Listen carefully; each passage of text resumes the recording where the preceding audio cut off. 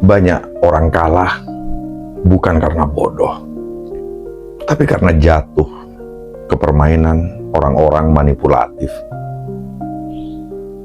Serigala yang menyamar jadi domba akan selalu tampak lembut di awal, hingga kau sadar gigitan itu bukan sekedar sentuhan. Hidup bukan tentang kecerdasan saja, bukan sekedar tentang siapa yang paling pintar, siapa yang paling banyak tahu, atau siapa yang cepat mengambil keputusan. Banyak orang kalah dalam hidup bukan karena mereka kurang pintar, melainkan karena mereka mudah ditarik masuk ke dalam permainan orang manipulatif. Dan ironisnya, mereka yang merasa paling kuat, paling cerdas, paling berpengaruh, justru sering menjadi mangsa yang empuk. Manipulasi tidak datang dengan wajah yang seram. Ia datang dengan senyum ramah. Ia hadir dengan kata-kata manis. Ia menyelinap lewat perhatian yang tampak tulus, padahal sesungguhnya adalah sebuah kepalsuan. Josh K. Simon dalam bukunya In Sheep's Clothing pada tahun 1996 menulis bahwa manipulasi seringkali begitu halus hingga korbannya tidak sadar bahwa dirinya sedang dikendalikan.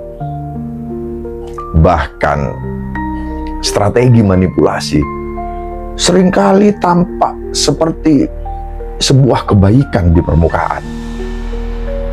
Dan disitulah bahayanya.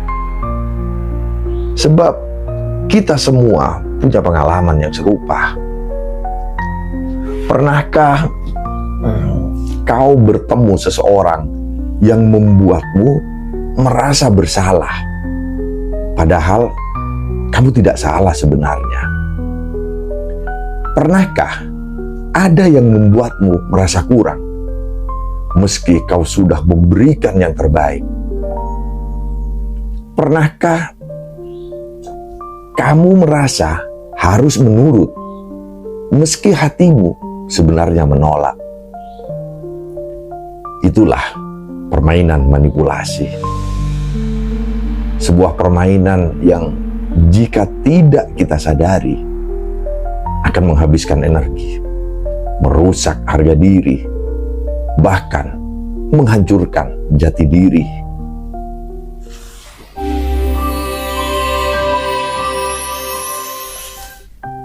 Mari kita bicara tentang wajah halus dari pengendalian, tentang orang-orang yang tidak menyerang dengan pedang, tidak melukai dengan pukulan, tetapi melukai dengan kata-kata dan rasa bersalah. Orang manipulatif tidak hanya ada di luar sana. Kadang mereka ada di dekat kita, rekan kerja kita, teman-teman, bahkan pasangan. Kadang mereka datang dengan alasan, dengan pujian, dengan rayuan, atau yang lebih ironis, dengan air mata.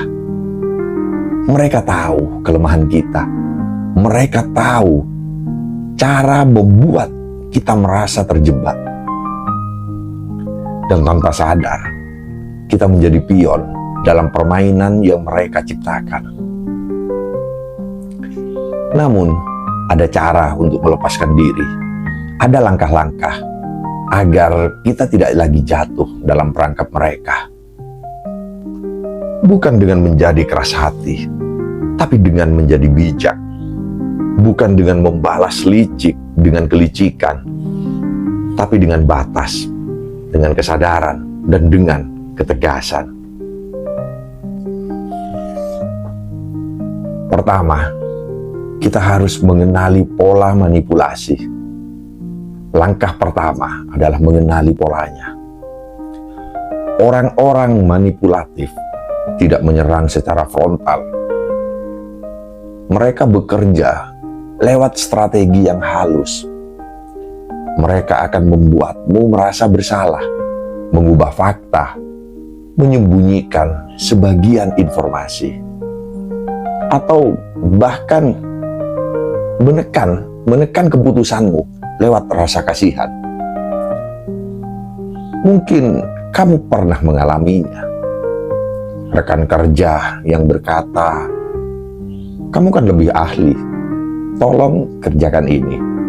Aku percaya kamu bisa." Di permukaan, itu tampak sebagai pujian, tetapi sesungguhnya ia sedang menaruh beban di pundakmu. Atau pasangan yang berkata, "Kalau kamu benar-benar sayang, kamu pasti mau memaafkan aku lagi."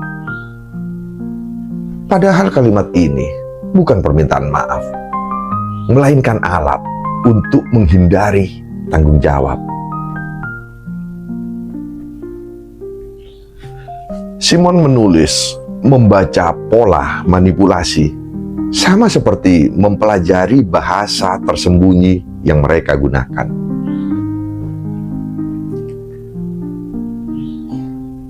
Semakin cepat kau bisa membaca pola ini, semakin kecil kemungkinanmu jatuh ke dalam siklus yang sama.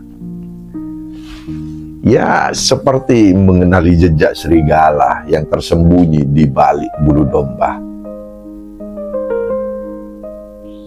Kedua, berhenti memberi reaksi emosional. Manipulator hidup dari emosimu. Semakin emosional reaksi yang kau berikan, maka mereka semakin punya pegangan. Susan Forward dalam bukunya Emotional Blackmail pada tahun 1997 menulis bahwa senjata manipulator itu ada 3 hal: rasa takut, rasa kewajiban, dan rasa bersalah. Bayangkan saat seseorang marah-marah agar kau menyetujui permintaannya. Jika engkau terpancing, panik, marah, atau buru-buru menjawab, kau telah masuk ke dalam jebakan mereka.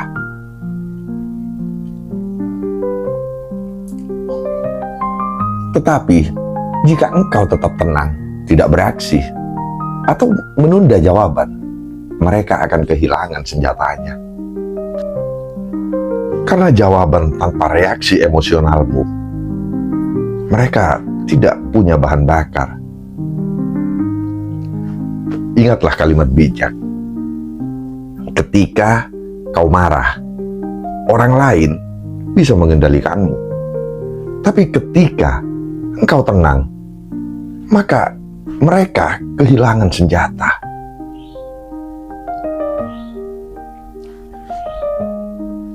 Diam itu bukan berarti kalah. Diam adalah strategi. Seperti air yang tenang, ia bisa memadamkan api yang menyala.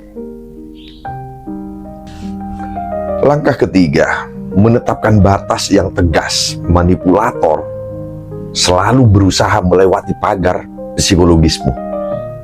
Mereka masuk tanpa izin, seolah-olah apa yang mereka lakukan adalah sebuah kewajaran. Henry Cloud dan John Townsend dalam buku Boundaries tahun 1992 menegaskan bahwa batas pagar yang melindungi diri. Tanpa pagar, siapapun bisa masuk. Tanpa batas, siapapun bisa mengambil energimu. Misalnya, ada teman yang selalu menelpon tengah malam dengan alasan darurat, padahal hanya ingin curhat panjang tanpa henti. Maka jika kamu terus-menerus menerimanya, lama-lama energimu akan habis. Menolak bukan berarti kejam. Menolak berarti kau menjaga kesehatan dirimu sendiri, terutama kesehatan jiwamu. Karena cinta pada diri sendiri bukan hanya soal memanjakan diri, tapi juga berani berkata tidak pada hal-hal yang merusakmu. Menolak itu bukan berarti engkau jahat, tapi kau belajar mencintai dirimu dengan benar. Keempat, jangan terjebak dalam perdebatan yang tak sehat. Orang manipulatif senang menyeretmu ke dalam perdebatan panjang. Mereka memelintir argumen, membuatmu bingung, hingga akhirnya kau merasa harus terus membela diri. Robert Greene dalam The 48 Laws of Power 1998 memperingatkan kita, perdebatan jarang menghasilkan kemenangan sejati. Yang ada hanyalah kelelahan energi. Saat kau merasa harus menjelaskan terus-menerus, disitulah kau sudah masuk ke dalam lingkaran mereka. Strategi terbaik adalah berhenti memberi bahan bakar. Tidak semua pintu layak untuk dimasuki, dan tidak semua perdebatan layak untuk dihadapi.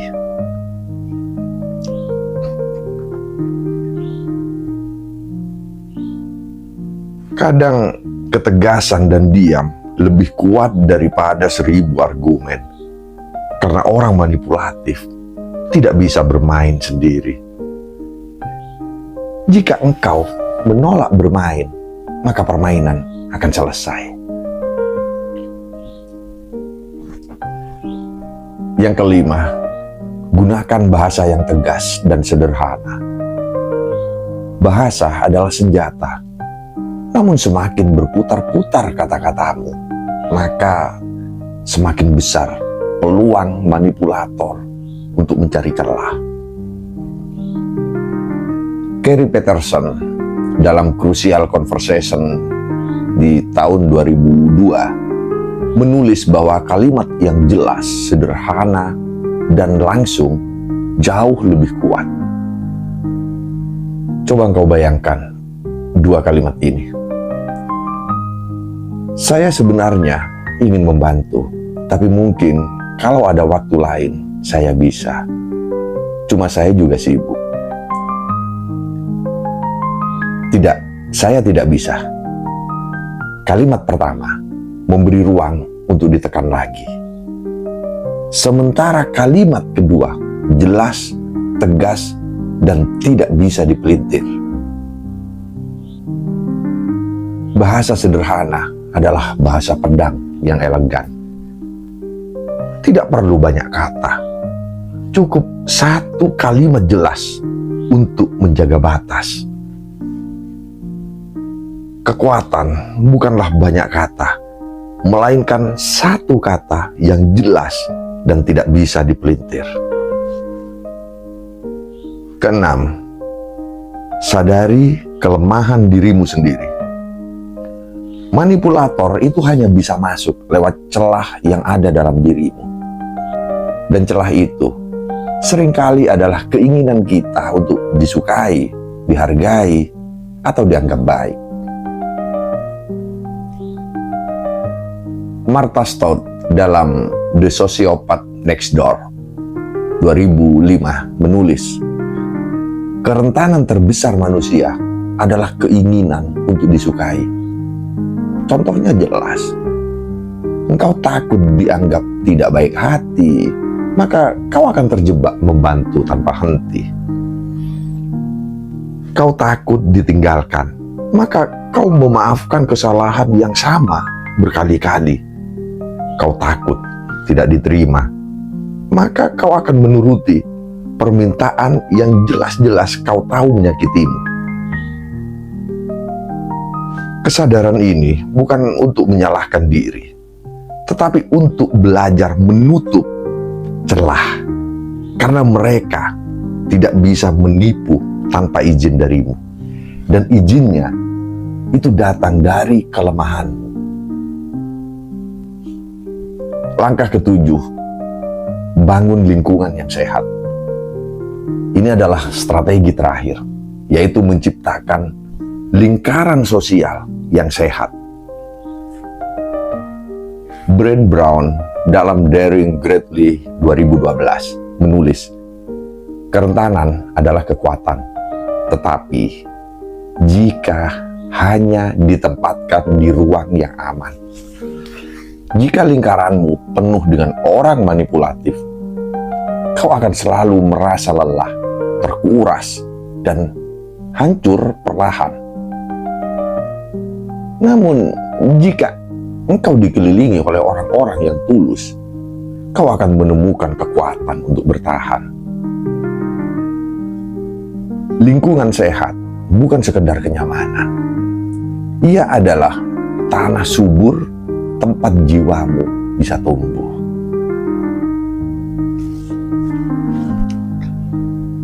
Maka beranilah memilih siapa yang pantas berada di dekat dirimu. Karena tidak semua orang layak untuk masuk ke dalam hatimu.